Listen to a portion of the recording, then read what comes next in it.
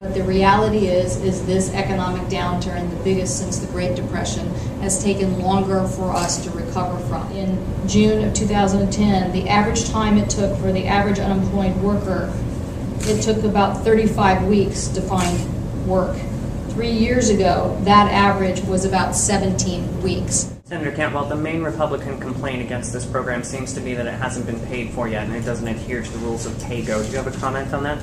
Well, I think that this is the historic way that unemployment benefits have been done by Congress.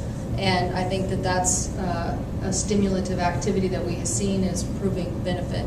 Now, we could have Laura and her husband lose their home and many other people lose their home and have a depreciation value on homes in Washington in general. There are states like Michigan who can tell you that, you know, there are blocks and blocks of homes that basically are up for sale and no one can move them because there is such a glut on the market of homes. We don't want to have that happen.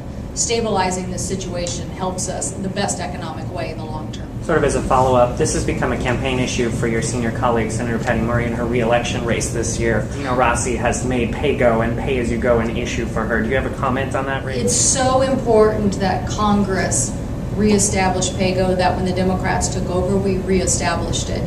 Under the Bush administration, they forewent pay-go policy, and unemployment benefits were never part of that policy. So moving forward on pay-go is something that the Democrats should be very, very proud of. Thank you.